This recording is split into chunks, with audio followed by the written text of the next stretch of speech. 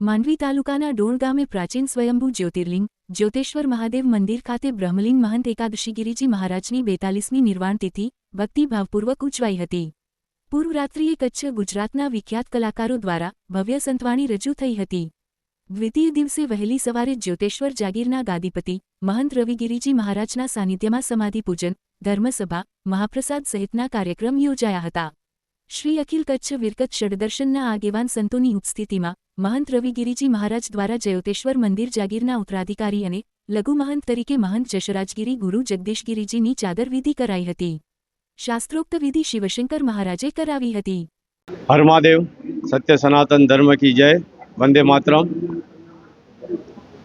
આજે ડોણ, ભાડઈ, ગાજડા ત્રણના ત્રિભેટે આવેલ સ્વયંભૂ શ્રી જ્યોતેશ્વર મહાદેવ મંદિરના બ્રહ્મલીન સદગુરુ શ્રી એકાદશીગીરી મહારાજની 42મી નિર્માણ તિથિનું મહોત્સવનું આયોજન સર્વે ભાવિક ભક્તો દ્વારા કરવામાં આવેલ, જેમાં શ્રી અખિલ કચ્છ વિરક ષડદર્શન મંડળના વરિષ્ઠ સંતો મહંતો ઉપસ્થિત રહ્યા। સાથે સાથે પૂજ્ય ગુરુજી શ્રી એકાદશી બાપુના સર્વે ભાવિક ભક્તો, કચ્છમાં તથા કચ્છ બહાર વસતા તમામ સેવકો સદગુરુના એક ઋણનો અહોભાવ વ્યક્ત કરવા શ્રી જ્યોતેશ્વર મહાદેવના પટાગણમાં ઉપસ્થિત થયા। ગઈકાલે તારીખ 11/8/2026ના રોજ કચ્છના અનામી સંતવાણીના આરાધકો દ્વારા ભવ્ય સંતવાણી પીરસવામાં આવી તથા આજે તારીખ 12/8/2026 બુધવારના રોજ પૂજ્ય ગુરુજીનો નિર્વાણ તિથિ સાધુ સંતોમાં આજકાલ એક ટ્રેન્ડ ચાલી રહ્યો છે કે જન્મતિથિ ઉજવે છે, પણ આપણી ભારતીય પરંપરા કહે છે કે સાધુની તો નિર્વાણ તિથિ જ, કારણ કે સાધુની કિંમત એના મૃત્યુ પછી જ સમજાય છે। લઈને નિર્વાણ તિથિ નિર્વાણ મહોત્સવ તરીકે ઉજવવામાં આવે છે। દર વર્ષે આ બાપુની 42મી તિથિ છે, જે અવિરતપણે ચાલુ છે। સેવક સંતો એમાં પોતાનો સહયોગ કરે છે અને સ્વયંભૂ રીતે કરે છે। સંસ્થા તરફથી એમના ઉપર કોઈ દબાણ કરવામાં ક્યારેય આવ્યું નથી, પણ દરેક સેવક પોતાની ફરજ સમજી અને ગુરુ ઋણ ચૂકવવા માટે આ દિવસે અહીં જ્યોતેશ્વર મહાદેવના સાનિધ્યમાં આવે છે। એના બીજા દિવસે આપણે જોઈએ કે આ અમાસ, આમ તો અમાસથી શ્રાવણ મહિનો ચાલુ થાય છે, એટલે શ્રાવણ મહિનાનો પ્રથમ દિવસ પણ આ ગણવામાં આવે છે। અને જ્યોતેશ્વર મહાદેવનું મહત્વ સમગ્ર કચ્છ અને કચ્છ બહાર વસતા તમામ કચ્છવાસીઓના દિલમાં એક અનેરું સ્થાન છે। વિશ્વનું આ એકમાત્ર એવું શિવલિંગ છે કે જ્યાં શિવ અને શક્તિ બંને સ્વયંભૂ છે અને આપમેળે પ્રગટ, સ્વયંભૂ એટલે આપમેળે જમીનમાંથી પ્રગટ થયેલું છે। ભૂકંપ પછી આ મંદિરમાં ક્ષતિગ્રસ્ત થયું એ પછી આનો પુનઃજીર્ણોદ્ધાર કરવામાં આવ્યો, ત્યારે સોમાભાઈ સોમપુરા જ્યાં મંદિર નિર્માણનું કાર્ય કરી રહ્યા હતા, એમને શિવલિંગની ચારે બાજુ 30 ફૂટ સુધી ખોદકામ કર્યું, પણ જેમ શિવને આ વિશે શાસ્ત્રોમાં કહેવામાં આવ્યું છે કે જેનો આદિ કે અંત નથી, એમાં શિવલિંગનો પણ કોઈ અંત નથી। આ શિવલિંગ પાતાળમાંથી પ્રગટ થયેલું છે।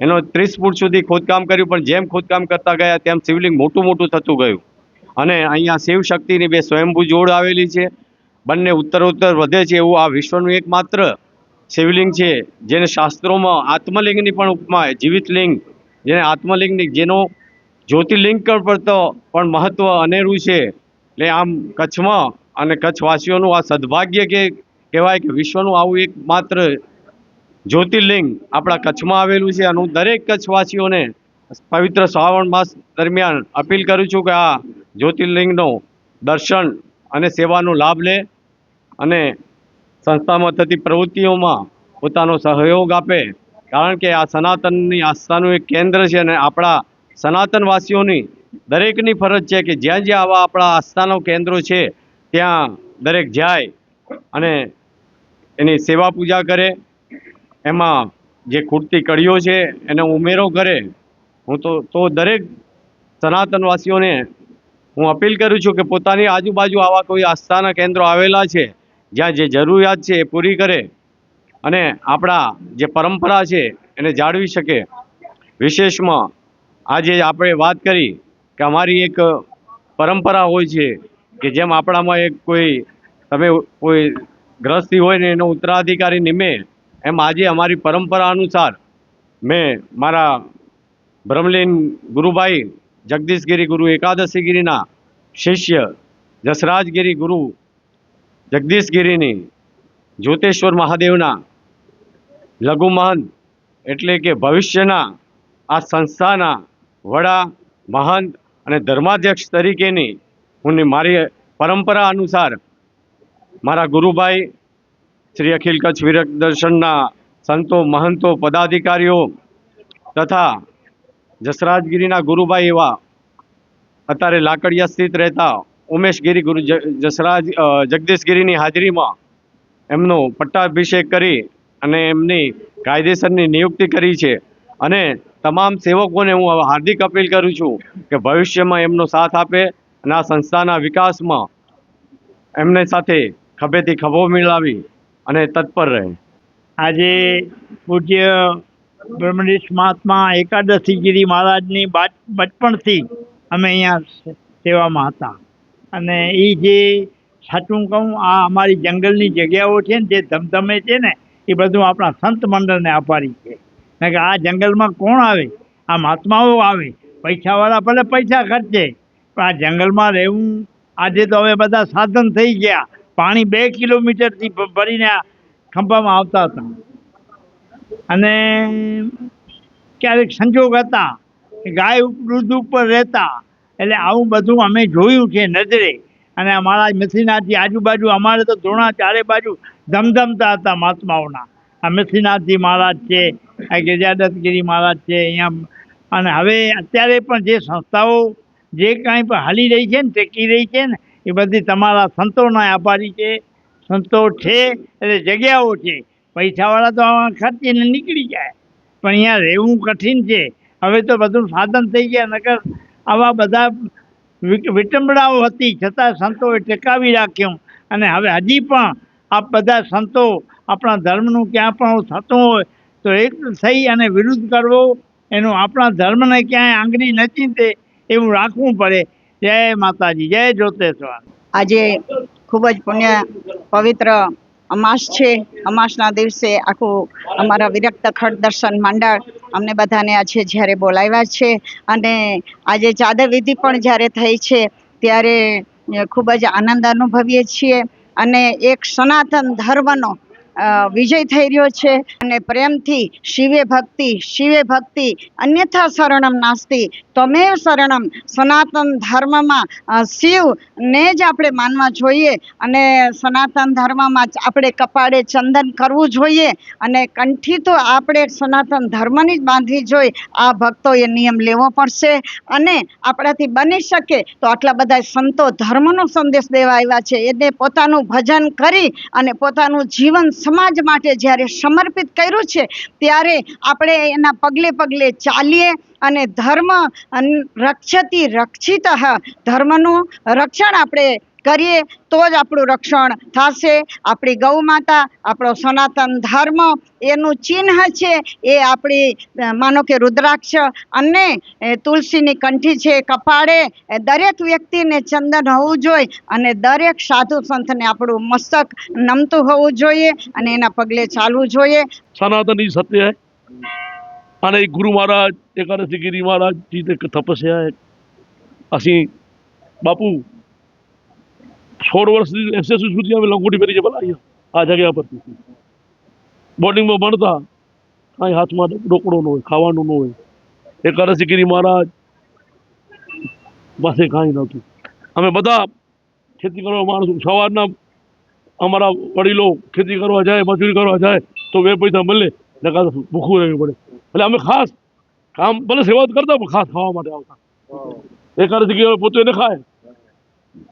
ઘણી વખત જે પોતે ભૂખ્યા રહી જાય, અમે ભૂખ્યા હોઈએ તો બાપુને ભૂખ તો હશે, પેટ ના ભરાણું. એટલે બાપુને એક સ્પેશિયલ ભાવની ખાડ હતી. નાની જરા નખ મારું સાલા નાની કા નક મારું એમ એક ગાઢ નહીં એટલે ગરમ થાય ને હર સાલા તારી નાની કો નક મારું એમ બોલતા.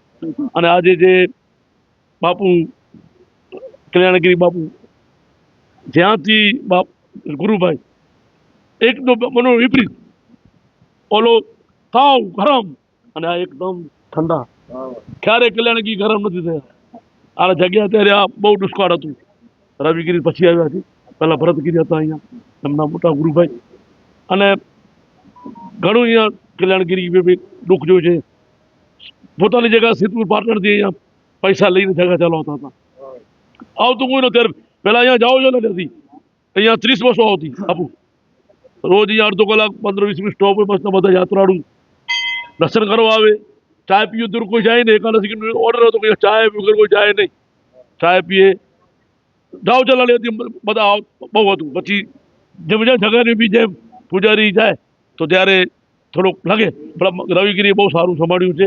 અને કલ્યાણગીરી ગુરુ મહારાજ કેવું મને વિપરીત ક્યારેક ઘરે અમે બી ક્યારેક કહીએ અરે तुम सेवक जो हो ये करो. देखो बाकी तो मैं संभालता हूँ, आपके पास है तो कुछ करो. ये जगह आपका है, मेरा नहीं है.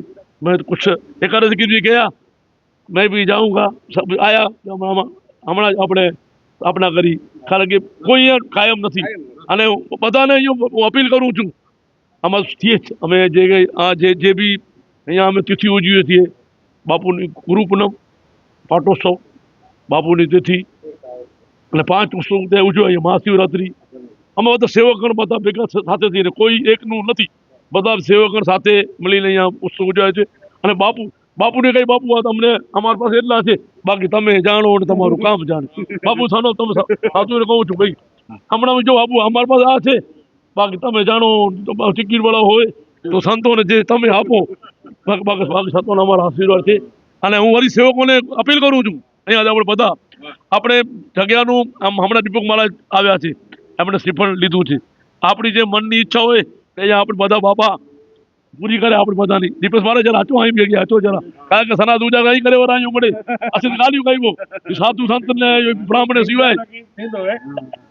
તો આપણે બધા ભેગા મળી અને સાથે મળીને જગ્યાનું કેમ વિકાસ થાય.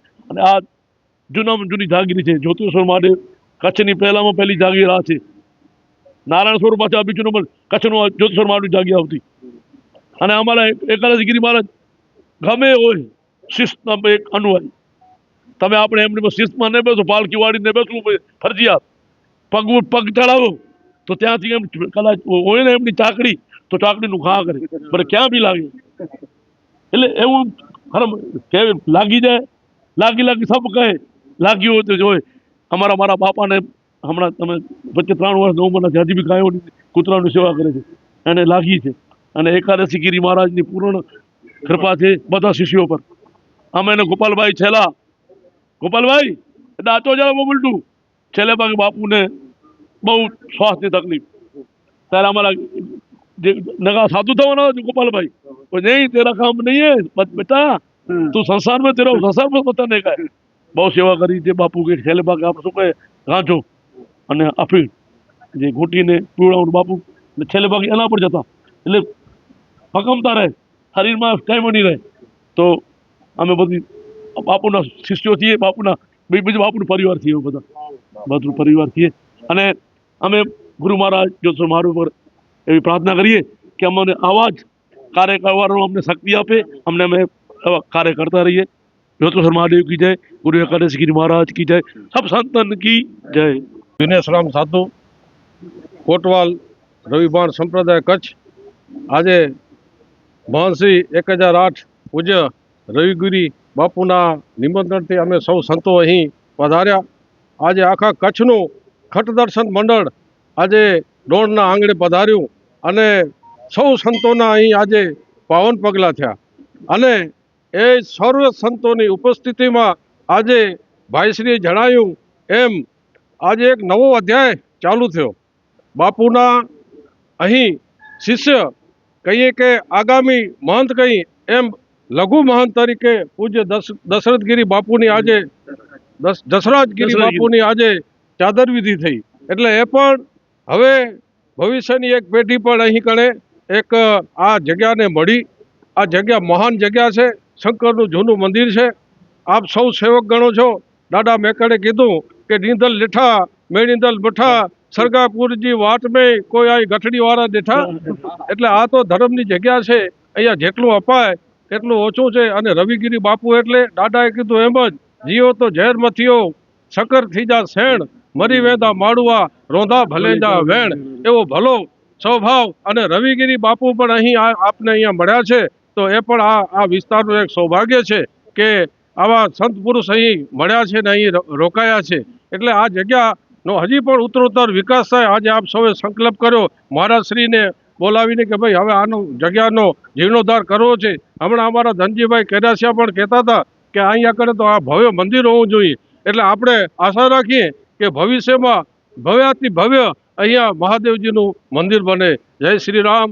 ઓમ નમો નારાયણ. આજે અહીં જોતેશ્વર મહાદેવના પટાંગણામાં દેશ વિદેશથી બધા ભાવિકો આવ્યા છે, બધા એમના ભક્તો આવ્યા છે. શ્રી 1000 મહંતગીરી એકાદશીજી ગિરિજીની આજે 42મી જ્યારે તિથિ છે ત્યારે તમે સવારના જોયું, અત્યારે એમનું પૂજન કર્યું, ત્યારબાદ આરતી કરી. ગઈકાલે રાતના અહીંયા સંતવાણીનો પ્રોગ્રામ હતો, એમાં પણ અનેક કલાકારોએ જે નિસ્વાર્થ ભાવેથી જે અહીંયા આવે છે. અને આ સ્થાન એક એવું છે જેને આ તે જ્યોતિર્લિંગમાં સ્વયંભૂ જ્યોતિર્લિંગમાં એની વ્યાખ્યા થાય છે અને આ સ્વયંભૂ પ્રગટ થયેલા છે. અને અમે ગોધરાવાસી બાજે તથા ભાડઈવાસી તેમજ બધા અહીંયા આજુબાજુના ગાંધી ગામના બધા પટેલ ભાવિકો, ભાનુશાલી સમાજના દેશ વિદેશથી બધા અહીંયા ભાવિકો પધારે છે. આજે કેટલા વર્ષોથી એમના પર જોતેશ્વર મહાદેવ પર એક શ્રદ્ધા છે અને એકાદશી ગિરિની જે આ સ્થાપના કરી ગયા છે એને આજે આપણે યાદ કરીએ. જ્યારે આપણે અત્યારે દર્શન કર્યા ત્યાં સાક્ષાત એમ એકાદશી ગિરી આપણાથી વાત કરતા હોય એવું આપણને લાગ્યું. ખરેખર બહુ આનંદનો દિવસ છે આજે. અત્યારે બી તમે જોઈ રહ્યા છો પૂજાપાઠ અને અહીંયા જમવાનું બી ચાલુ થઈ જશે. અત્યારે કોઈને પણ અહીંયા પ્રસાદ લીધા વગર જવું નથી એવું મંત શ્રી રવિગીરી એ બધાને સવારથી જ અહીંયા એલાઉન્સ કરે છે અને કહે છે અહીંયા પ્રસાદ લઈને બધાને જવાનું છે. ને આપ સર્વે મીડિયાવાળા પણ આ એક ધર્મસ્થાનને આટલું આગળ વધારો છો. ખરેખર આપણને પણ એનો બદલો જરૂરથી એકાદશી ગિરી ઉપરથી આશીર્વાદ તમને પણ આપતા હશે એવું આપણે પ્રાર્થના કરી.